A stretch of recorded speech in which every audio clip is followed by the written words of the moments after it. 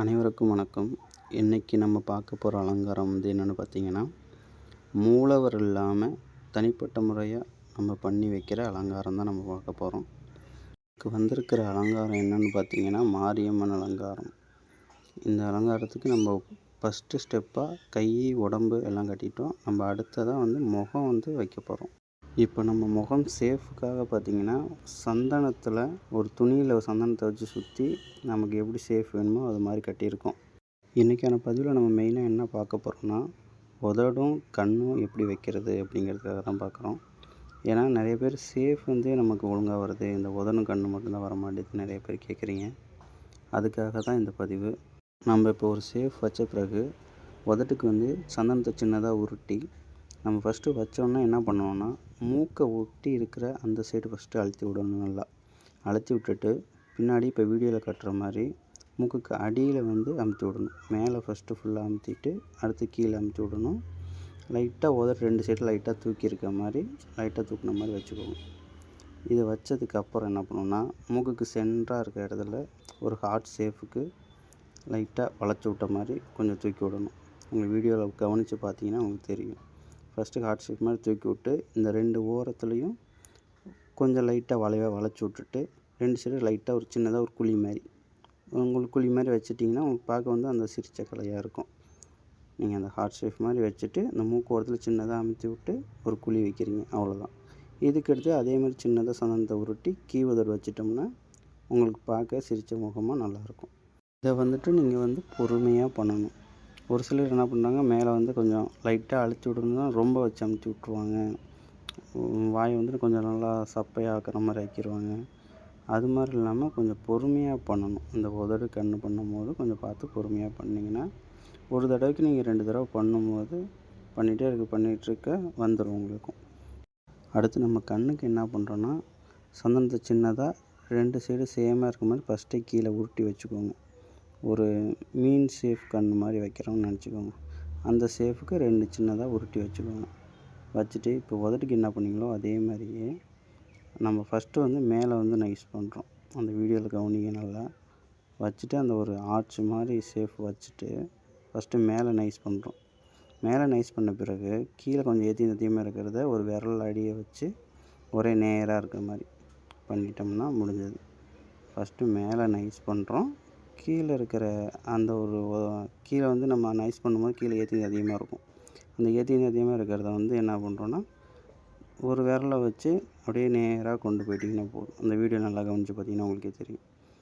பண்ணோம்னா நம்மளோட சந்தனத்தை வச்சு முடித்தோன்னா நம்மளோட இது இப்படி தான் இருக்கும். நம்ம இதெல்லாம் பண்ண பிறகு தான் நம்ம நூல் அடிக்கிறது மற்றதெல்லாம் பண்ண போகிறோம். இப்போ நம்ம இது ஃபஸ்ட்டு பண்ணுறது என்னென்னா, நம்ம பிளாக் பேப்பரில் ஃபஸ்ட்டு முடிக்கு நம்ம அந்த சிக்ஸை கத்திரிக்கோலை வச்சு வெட்டி ஃபஸ்ட்டு முடிக்கு ஃபஸ்ட்டு போடுறோம் பிளாக் பேப்பர். இந்த இதுக்கு பிளாக் பேப்பர் போடுவோம். நெத்திக்கும் அடுத்து கழுத்துக்கு கழுத்துக்கு எதுக்காக போடுறோம்னா, கழுத்து கொஞ்சம் பார்க்க தனியாக நல்லா எடுத்து கொடுக்குங்கிறதுக்காக கழுத்துக்கு ஒரு பேப்பர். இது 2ம் பிளாக் பேப்பரில் போடுவோம். இது போட்ட பிறகு நம்ம பிருவம் போடுறோம். பிருவம் எதில் போடுறோன்னா, நம்ம பிளாக் த்ரெட்டில் போடுறோம். த்ரெட்டை கொஞ்சம் 4-5 மடக்கி வச்சு நீங்கள் அதை 2 சேமாக பிருவத்துக்கு எது கரெக்டாக இருக்குமோ அளவு வச்சு பாருங்கள். வச்சு பார்த்து கூட கட் பண்ணிக்கோங்க. நம்ம 2 சைடு பிருவத்துக்கு த்ரெட்டில் வளைச்சி போடுறோம். நம்ம இப்போ 2 சைடுமே போட்டாச்சு. இப்போ நம்ம அடுத்தது த்ரெட்டு 2ஆக மடக்கி நம்ம உதட்டுக்கு போட போகிறோம். இப்போ உதட்டுக்கு பார்த்திங்கன்னா 2ஆக கட் பண்ணுறோம். ஏன்னா ஒரே இதில் போட முடியாது. நம்ம அந்த வளைஞ்சி வரனால 2ஆக கட் பண்ணி இந்த சைடு பாதியும் அந்த சைடு பாதியும் போட போகிறோம். இது ஃபஸ்ட்டு ஸ்டெப்பு. அதுக்கு அடுத்து என்ன பண்ணுறோன்னா, மறுபடியும் நூலை 2ஆக மடக்கி ஒரே இதாக, அதாவது உதட்டுக்கு சென்டராக வர மாதிரி ஒன்றும் உதட்டு கீழே வர மாதிரி ஒன்றும் போட்டுட்டோம்னா உதட்டுக்கு நூல் அடிக்கிற வேலை முடிஞ்சது.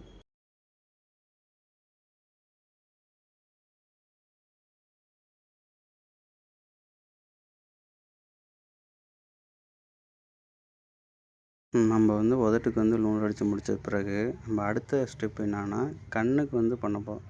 கண்ணுக்கு பிளாக் கிளாத்து காட்டன் கிளாத்து அதை நம்ம ஒரு அந்த ஷேஃப் நம்ம எவ்வளோ எந்த சைஸுக்கு வச்சுருக்கோமோ அந்த சைஸுக்கு நம்ம கிளாத்தில் கட் பண்ணி அதை ஒட்டிடுறோம்.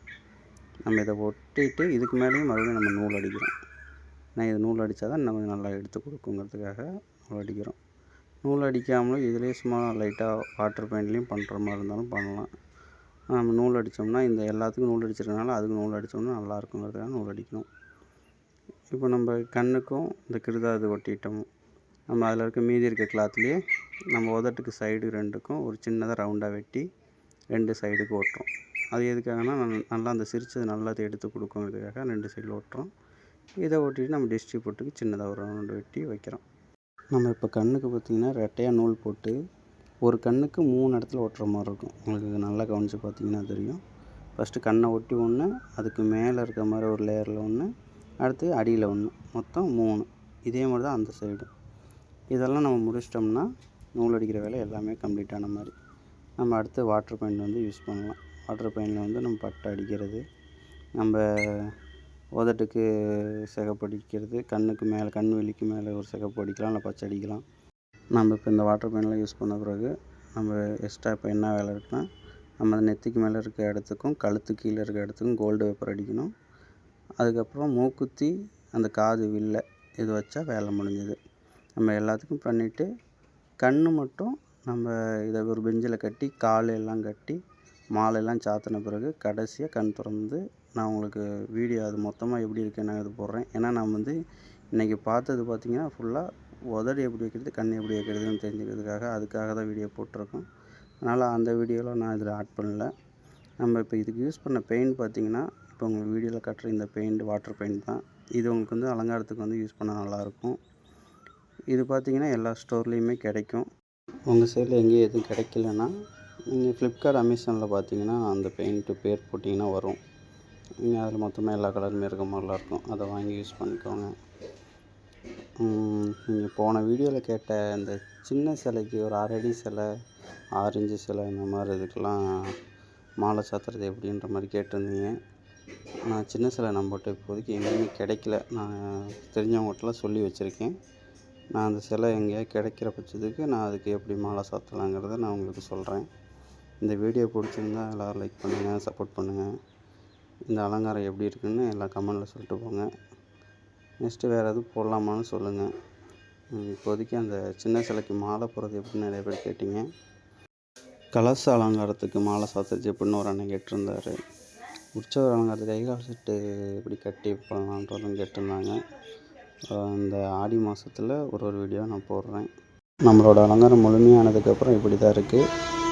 அலங்காரம் எப்படி இருக்குதுன்னு கமெண்ட் பண்ணிட்டு போங்க. நம்ம வந்து இதில் ஒரு 7 மாலை சாத்தி உங்களுக்கு அலங்காரம் பண்ணியிருக்கோம். இது வந்துட்டு நம்ம ஒரு பூச்செடி திருவிழாக்காக பண்ணியிருக்கோம். இது எப்படி இருக்குன்னு சொல்லிட்டு போங்க. நம்ம அடுத்தது என்ன வீடியோ போடலாங்கிறது நீங்கள் போன வீடியோவில் கமெண்ட் பண்ண மாதிரி இந்த வீடியோவுக்கும் கமெண்ட் பண்ணுங்கள். இந்த ஆடி மாதத்தில் என்னென்ன எடுத்து போட முடியுமோ எடுத்து போடுறேன். மீண்டும் சந்திக்கும் வரை அனைவருக்கும் நன்றி, வணக்கம்.